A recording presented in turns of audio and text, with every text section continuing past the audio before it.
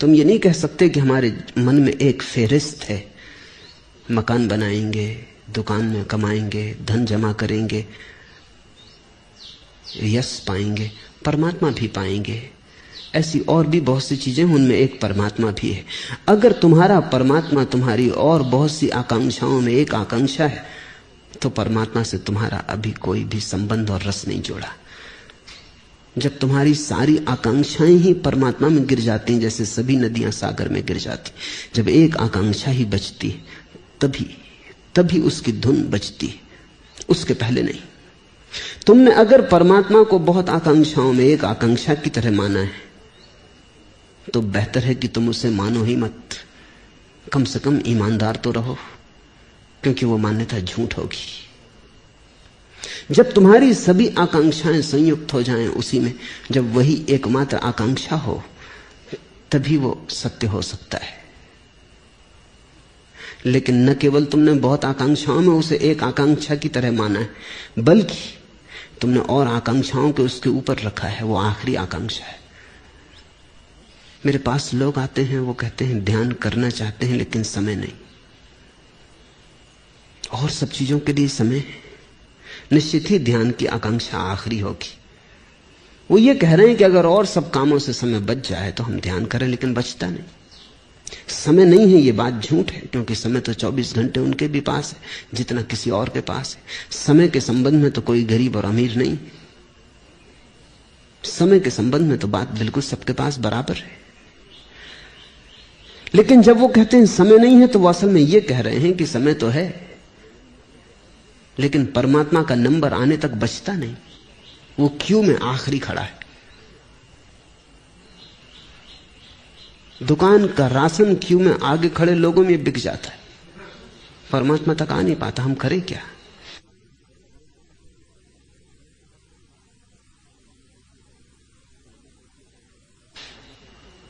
Cinema देखने जाना पड़ता है तो समय, होटल में बैठना पड़ता है तो समय, क्लब में जाना पड़ता है तो समय, मित्रों से मिलना है, शादी विवाह में जाना है तो समय। और यही लोग हैं जो तुम्हें कभी कहते मिल जाएंगे, ताश खेल रहे हैं, पूछो क्या कर रहे हैं, वो कहते हैं समय काट रहे हैं। समय कटे नहीं कटता, ऐसी घड़ी भी आ जाती, लेकिन इसके भी पीछे परमात्मा का नंबर है, ताश खेलने के भी पीछे। जब कट कट के भी न कटे, जब कोई उपाय ही न रह जाए, जब सारा संसार समाप्त हो जाए, क्यों बिल्कुल समाप्त हो जाए, तब मजबूरी में वो कहते हैं चलो अब मंदिर चले चले। इसलिए तो लोगों ने परमात्मा को मरने के आखिरी क्षण तक टाला हुआ है। करीब करीब आदमी मर जाता है, पंडित आके उसके कान में नाम लेते हैं भगवान का। ये भी बड़े मजे की बात है, इसको जिंदगी भर समय न मिला, मरते वक्त भी इसको और दूसरे काम थे, अपनी वसीयत लिखवा रहा था, उसी में इसकी सांस टूटने लगी, होश खो गया। अब इसके पास अपनी तरफ से राम का नाम लेने की भी सुविधा नहीं है। अब पंडित उधार इसके कान में राम नाम का जाप कर रहे हैं। और ऐसा मत सोचना कि पंडित को कोई समय है राम का नाम लेने का, ये उसका व्यवसाय है। अपने लिए उसके पास भी समय नहीं, उसके भी कान में कोई दूसरा पंडित उधार का दोहराएगा। ये तो दूसरे के लिए धंधा कर रहा है, इससे उसका कोई लेना देना नहीं। तो अगर परमात्मा तुम्हें न मिलता हो तो आश्चर्य नहीं। परमात्मा के मिलने की शर्त ही तुम पूरी न कर पाए। वो शर्त है परमात्मा तुम्हारी सभी आकांक्षाओं का संयुक्त रूप हो जाए। तुम सभी आकांक्षाओं में उसी को खोजो, सभी आकांक्षाएं उसी की तरफ दौड़ने लगे, तुम्हारा रोआ रोआ, श्वास श्वास उसी की तरफ गतिमान होने लगे। तुम उठो तो उसके लिए, बैठो तो उसके लिए, सो तो उसके लिए, भोजन करो तो उसके लिए। महावीर ने कहा है अपने शिष्यों को, उतना ही भोजन करना जितना ध्यान के लिए जरूरी हो, उससे ज्यादा क्या करना। उतने ही शरीर को बचा लेना जितना ध्यान के लिए जरूरी हो, और ज्यादा का क्या प्रयोजन है। क्योंकि परमात्मा मिला तो सब मिला, और परमात्मा खो गया तो सब खो गया। समर्थ सब विधि साइयां ताकि मैं बलि जाऊं, अंतर एक जू सौ बसो और चित्त न लाऊं। बस तुम एक बसो मेरे अंतर में, कोई और मेरे चित्त में ना आए। ज्यों राखे त्यों रहेंगे, ये बड़ा प्यारा वचन है। ज्यों राखे त्यों रहेंगे, अपने बल नहीं। ये भक्त की भावना है, यही उसकी प्रार्थना है, यही उसकी पूजा अर्चना है, यही उसका नैवेद्य है। वो कहता है ज्यों राखे त्यों रहेंगे, अपने बल नहीं। अगर तुम परमात्मा को पाने में भी अपने पर बल पर भरोसा करते हो, तुम ना पा सकोगे, क्योंकि तुम्हारा भरोसा परमात्मा पर अभी भी नहीं है। भरोसा तुम्हारा अपने पर है। यही अपने पे भरोसा तो संसार में था।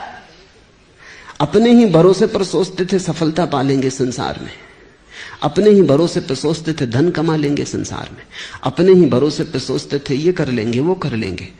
यही भरोसा तुम फिर यहां भी ले आए, मंदिर में भी। अब तुम कहते हो अपने ही भरोसे पे पालेंगे भगवान को भी। अहंकार कैसे उसे पा सकेगा? ये अपने पे भरोसा तो अहंकार है। तुम ही तो बाधा हो, तुम्हारे बल तुम उसे ना पा सकोगे, तुम निर्बल होके ही उसे पा सकोगे।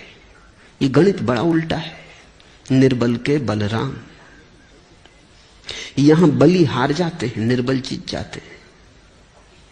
जीसस का बड़ा प्रसिद्ध वचन है, blessed are the meek because they shall inherit the earth. धन्य भागी हैं कमजोर, निर्बल धन्य भागी हैं, क्योंकि वे ही पृथ्वी के सम्राट होंगे। बात कल्पना की मालूम पड़ती है, सपने की मालूम पड़ती है। लाओस से कहे चला जाता है, अगर जीतना है तो जीतने की आकांक्षा छोड़ दो, हारने को तैयार हो जाओ, फिर तुम्हें कोई हरा ना सकेगा। निर्बल के बलराम, सारा गणित एक है। तो सांसारिक मनुष्य वह है जो अपने बल जीता है, चाहे वो धर्म कर रहा हो तो भी सांसारिक है, तपश्चर्या कर रहा हो तो भी सांसारिक है, उपवास कर रहा हो, व्रत कर रहा हो तो भी सांसारिक। अपने बल समर्पित नहीं है, संघर्ष कर रहा है, लड़ रहा है। वो कहता परमात्मा को भी पाके बता देंगे, उसे भी मुट्ठी में बांध के बता देंगे, उसे भी बांध लाएंगे अपनी संपदा के घेरे में, उसे भी खड़ा कर देंगे वहीं जहां हमने और जीत और सफलताओं के चिन्ह और प्रमाण पत्र इकट्ठे कर रखे हैं, वहीं उसे भी लगा देंगे दीवाल पर। ज्यों राखे त्यों रहेंगे। भक्त कहता है तू जैसा रखेगा वैसे रहेंगे। अब हम अपनी जिद छोड़ते हैं, अब हम अपना होना छोड़ते हैं, अब हम ये बात ही बंद करते हैं कि हम भी कुछ कर सकते हैं। अपने बल नहीं, बहुत करके देख लिया, अपने बल कुछ भी ना हुआ। अपने बल सिर्फ मिटे, अपने बल सिर्फ भटके, अपने बल अंधकार पैदा हुआ, अपने बल अज्ञान बढ़ा, अपने बल नरक और महानरक निर्मित हुए, अपने बल कोई सुख न मिला, कोई शांति न मिली, क्योंकि वो अपना आपा ही सब दुख का जड़ है। वो अहंकार ही सारे नरकों का बीज है। ज्यों राखे त्यों रहेंगे, अपने बल नहीं।